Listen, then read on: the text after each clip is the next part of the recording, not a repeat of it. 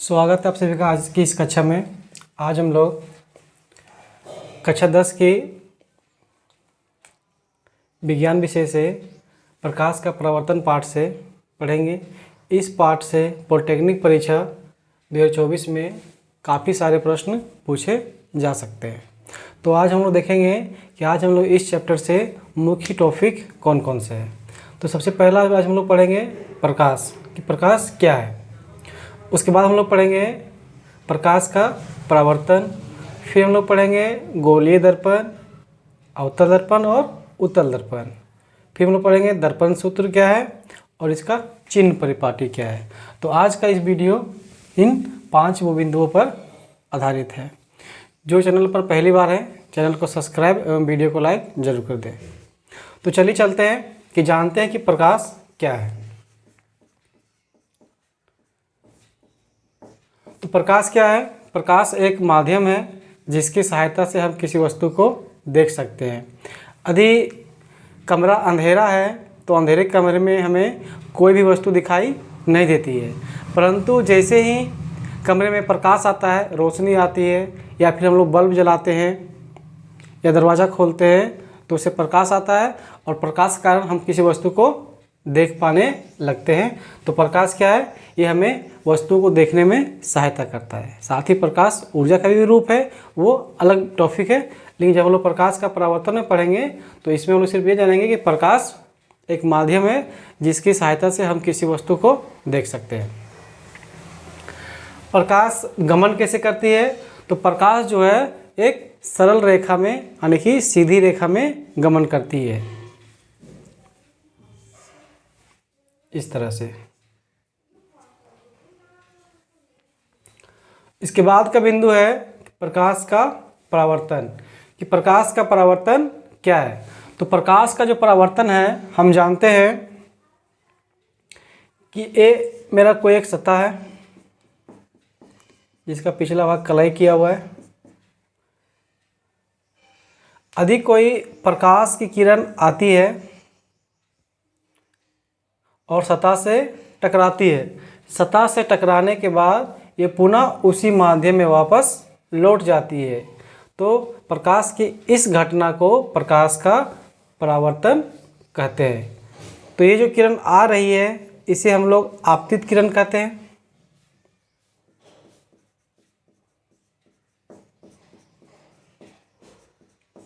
ये जो किरण टकरा के वापस लौट जा रही है इसे हम लोग परावर्तित किरण कहते हैं। और ये आपतित किरण और परावर्तित किरण जहाँ मिलती है इस बिंदु से एक लंब खींचते हैं और इस रेखा को हम लोग कहते हैं अभिलंब। ठीक है। आने वाली किरण आपतित किरण, टकरा के जाने वाली किरण परावर्तित किरण, और ये दोनों बिंदु जहाँ मिलती है इसे एक रेखा खींचते हैं, इसको अभिलंब कहा जाता है। तो प्रकाश का परावर्तन कितने नियम है? तो इसके 2 नियम हैं।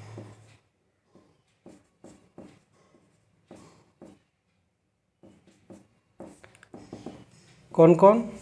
तो पहला नियम है कि आपतित किरण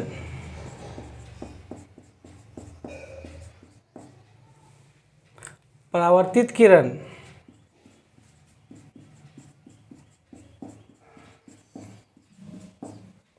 और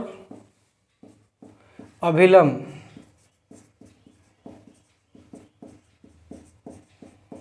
तीनों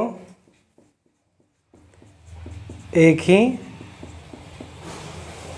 बिंदु पर होते हैं।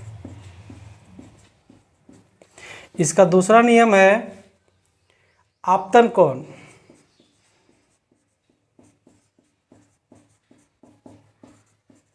परावर्तन कोण,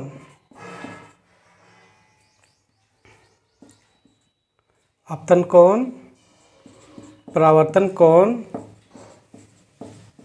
सदैव बराबर होते हैं। तो इस फोटो में आपतन कोण कौन सा है? तो आपतित किरण के साथ जो कोण बनाएगा अभिलंब के साथ, वो मेरा आपतन कोण होगा। तो ये जो मेरा कोण है इसको बोलेंगे आपतन कोण। सूचित करने के लिए इसको हम लोग आई से सूचित करते हैं। और ये जो कोण है अभिलंब और परावर्तित किरण के साथ जो बन रहा है, इस कोण को बोलते हैं हम लोग परावर्तन कोण। इसको हम लोग आर से सूचित करते हैं। तो आई और आर हमेशा क्या होता है, बराबर। आई इक्वल टू आर, मतलब आपतन कोण सदैव किसके बराबर होगा, तो परावर्तन कोण के बराबर होगा। तो ये प्रकाश के परावर्तन के दो नियम हो गए। तो अब हम लोग अगला बिंदु गोलीय दर्पण के बारे में जानेंगे। तो चलिए देखते हैं कि गोलीय दर्पण आखिर है क्या।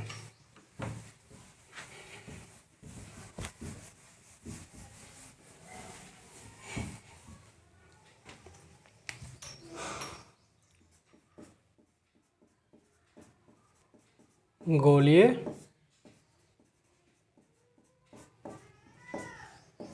दर्पण। तो जो गोलीय दर्पण होता है एक खोखले गोले का बना होता है।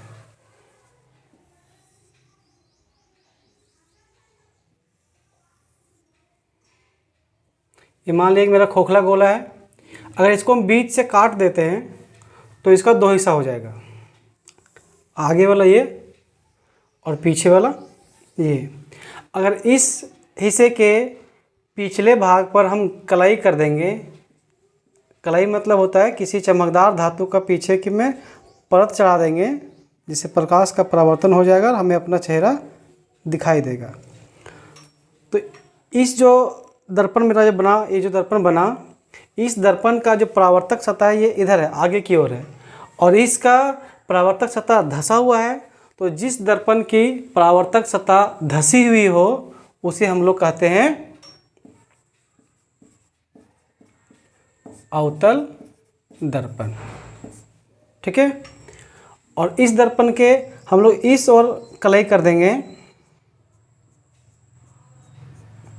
और इसका परावर्तक सतह इधर आगे की ओर है।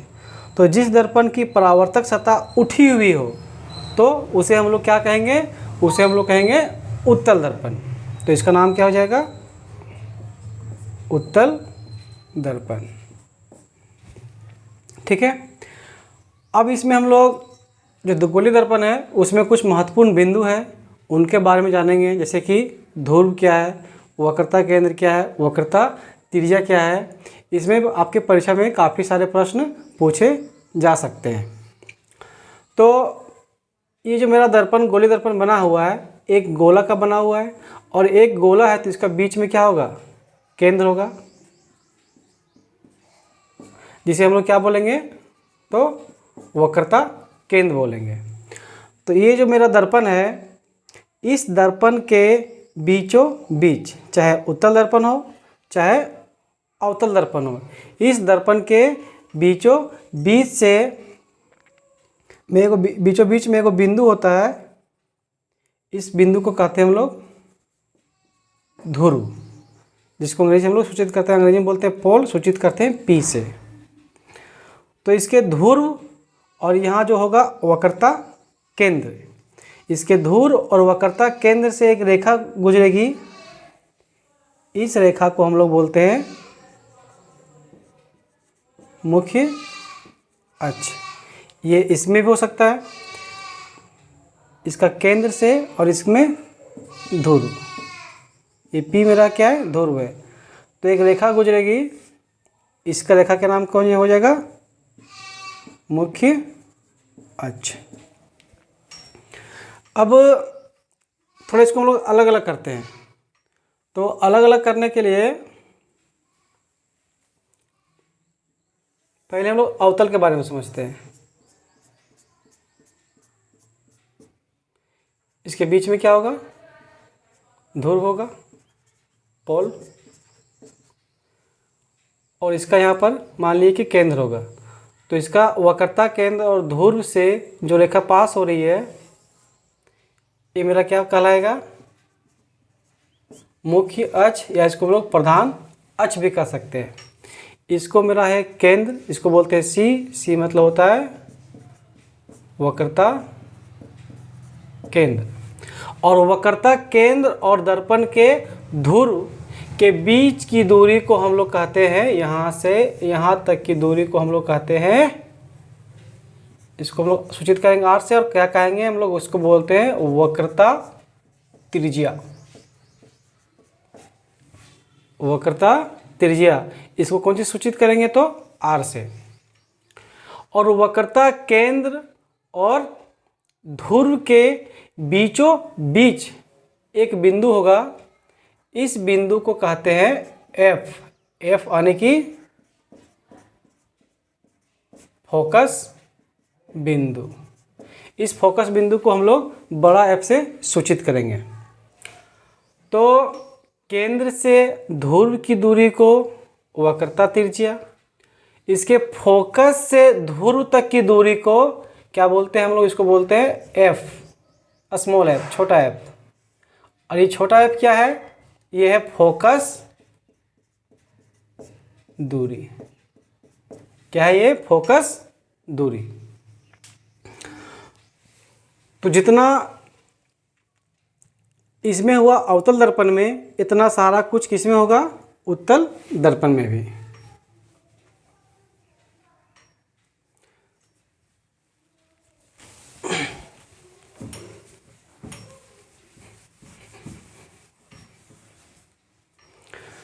यदि हम लोग कोई उत्तल दर्पण लेते हैं,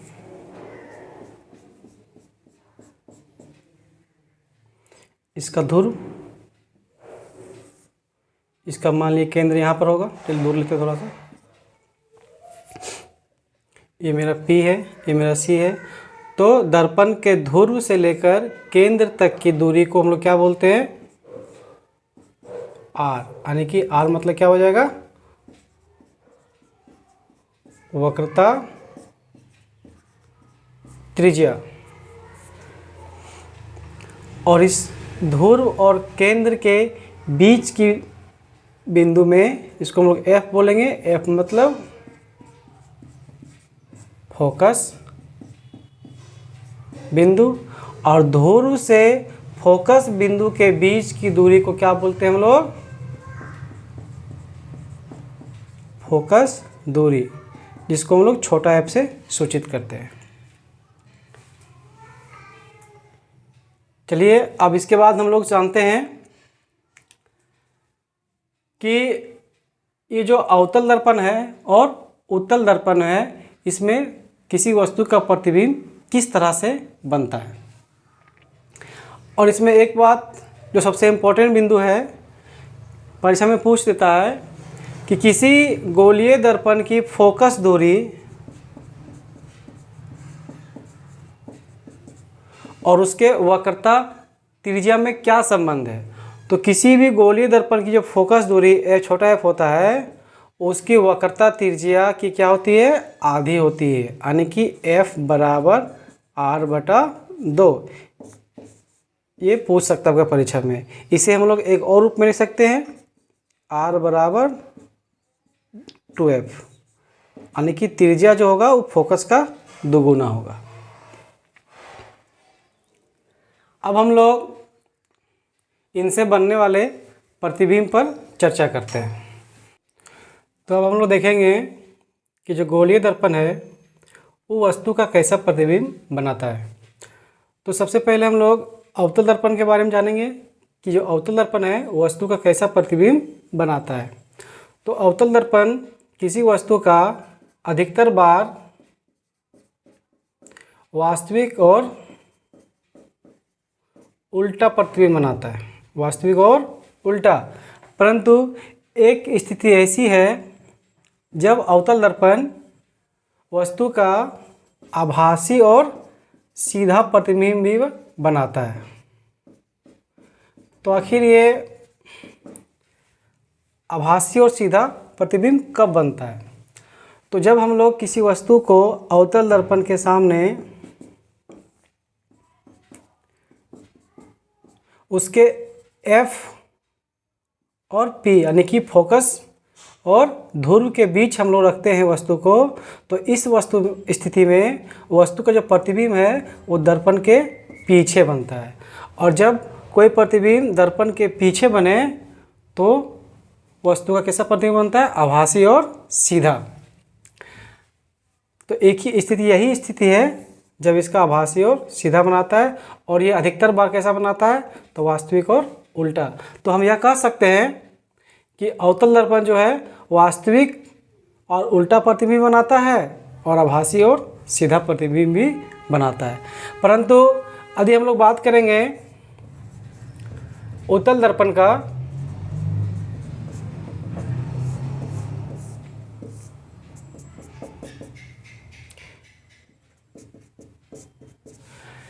इस उत्तल दर्पण के सामने हम वस्तु को कहीं भी रखेंगे तो ये क्या करेगा? वस्तु का हमेशा आभासी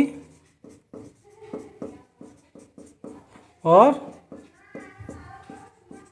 सीधा, आभासी और सीधा प्रतिबिंब बनाएगा। यही कारण है कि हम उत्तल दर्पण का जो उपयोग है वो गाड़ियों में पास दृश्य के रूप में करते हैं, यानी कि गाड़ियों में पीछे देखने वाला दर्पण के रूप में इस्तेमाल करते हैं। तो परीक्षा में अक्सर पूछा जाता है कि गाड़ियों में पास दृश्य के रूप में किस दर्पण का उपयोग किया जाता है? तो आपका उत्तर क्या होना चाहिए? उत्तल दर्पण।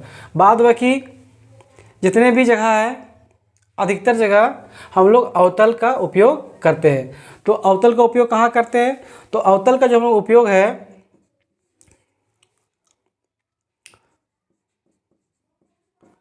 सौर भट्ठी में करते हैं, सौर कुकर में करते हैं, हजामती दर्पण के रूप में करते हैं, गाड़ियों के हेडलाइट में किसका उपयोग किया जाता है? अवतल दर्पण का।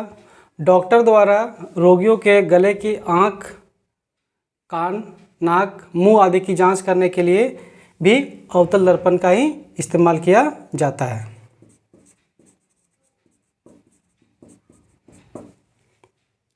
तो अवतल दर्पण हम इतना जगह यूज कर सकते हैं और उत्तल का सिर्फ एक जगह यूज करते हैं हम लोग, कहाँ? पार्श्व दृश्य के रूप में। तो उम्मीद है कि आपको ये सब समझ में आ रही होगी। अगर आप लोग को किन्हीं भी प्रश्नों में कोई दिक्कत हो तो आप हमें अपने सवाल कमेंट बॉक्स में पूछ सकते हैं। अब हम लोग दर्पण सूत्र के बारे में जानेंगे कि दर्पण सूत्र होता क्या है। तो चाहे दर्पण अवतल हो या उत्तल हो, इसका सूत्र हमेशा होता है 1/v प्लस 1/u बराबर 1/f। अब यहाँ u क्या है, v क्या है और f क्या है? तो चलिए इस पर हम लोग चर्चा करते हैं।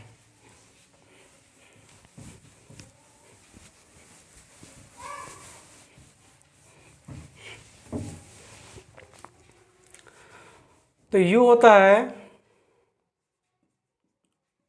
वस्तु की दूरी, दर्पण से वस्तु की दूरी। v क्या होता है? वस्तु प्रतिबिंब की दूरी, दर्पण से प्रतिबिंब की दूरी। f क्या होता है? तो f होता है फोकस दूरी। ये आपको याद रखना है। दर्पण सूत्र 1/v प्लस 1/u बराबर 1/f। अब हम लोग समझेंगे इसका चिन्ह परिपाटी। ये चिन्ह परिपाटी क्या है? तो सबसे पहले हम लोग चलते हैं अवतल दर्पण में।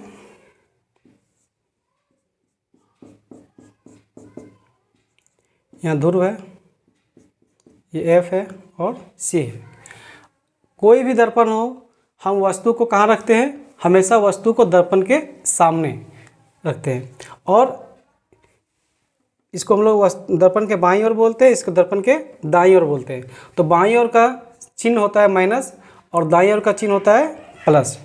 तो इधर जो भी चीज़ आएगा उसके लिए हम लोग नेगेटिव साइन का उपयोग करेंगे, और इधर जो के लिए आएगा उसके लिए हम लोग पॉजिटिव साइन यानी कि प्लस का यूज करेंगे।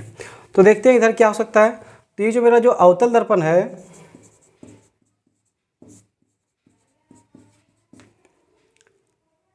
वस्तु को हम लोग हमेशा इधर रखते हैं, चाहे यहाँ खड़ा करें, यहाँ खड़ा करें, यहाँ खड़ा करें, यहाँ खड़ा करें यार, यहाँ खड़ा करें, तो वस्तु हमेशा इसमें बाईं ओर रहेगी।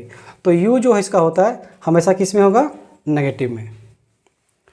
और इस अवतल दर्पण का फोकस भी किधर होता है, दर्पण के बाईं ओर, यहाँ पर ही फोकस है, तो इसका जो फोकस भी होगा वो हमेशा किस में होगा, माइनस में होगा। परंतु ये जो दर्पण है वस्तु का वास्तविक प्रतिबिंब बनाता है। जब वस्तु का ये वास्तविक प्रतिबिंब बनाएगा तो ये बाईं ओर बनाएगा, तब हम लोग इसको भी किस में लिखेंगे, माइनस में। परंतु जब ये वस्तु का आभासी प्रतिबिंब बनाएगा दर्पण के पीछे, तब भी क्या हो जाएगा, प्लस में। यानी कि इस दर्पण का u और f हमेशा क्या होगा, नेगेटिव होगा, और भी नेगेटिव भी हो सकता है और पॉजिटिव भी हो सकता है। नेगेटिव कब होगा, जब प्रतिबिंब दर्पण के बाईं ओर बनेगा, अवास्तविक और उल्टा। पॉजिटिव भी कब होगा, जब वस्तु का प्रतिबिंब दर्पण के पीछे दाईं ओर बनेगा, आभासी और सीधा।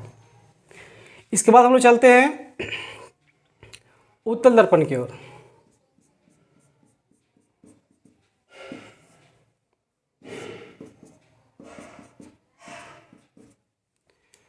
उत्तल दर्पण जो है इसके सामने भी हम लोग वस्तु रखेंगे।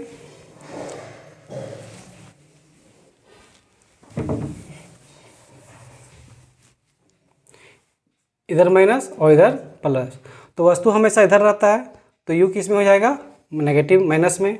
इसका f दर्पण के दाईं ओर है, तो f क्या हो जाएगा, प्लस में।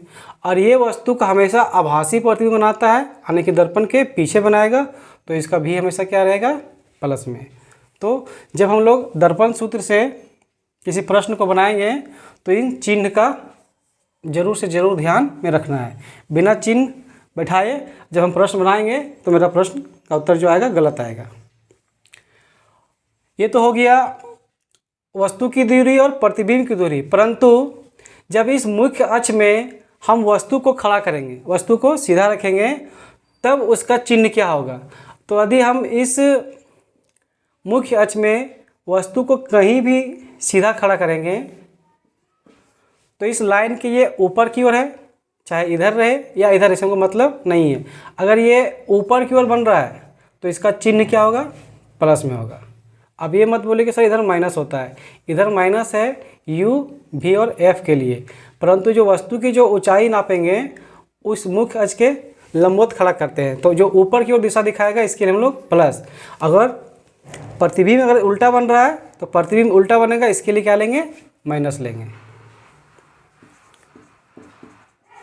वस्तु की ऊंचाई जो होगा जिसको हम लोग h बोलेंगे, ये हमेशा किस में होगा, पॉजिटिव में।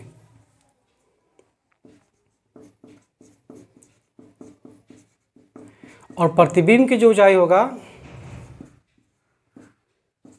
जिसको हम लोग h डैश कहते हैं, ये प्लस भी हो सकता है और माइनस भी हो सकता है। प्लस कब होगा, जब आभासी और सीधा बनेगा, यानी कि इधर बनेगा।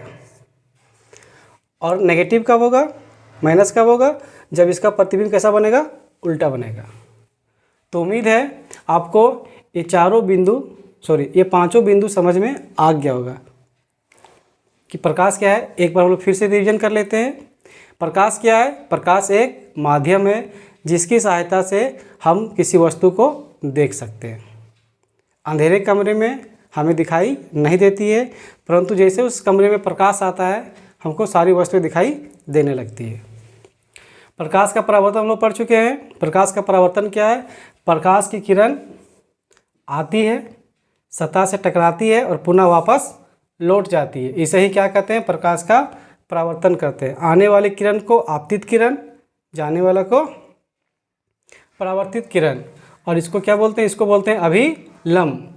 और ये मेरा हो गया आपतन कोण और ये हो गया परावर्तन कोण। और ये दोनों कोण क्या होता है, हमेशा बराबर होता है। इसके बाद हम लोग सीखेंगे गोलीय दर्पण कि गोलीय दर्पण किसका बना होता है, एक खोखले गोले का बना होता है। इसको अगर बीच में काट देंगे तो अगर ये हिस्सा हम पेंट कर देंगे, कलाई कर देंगे, तो ये मेरा उत्तल बन जाएगा।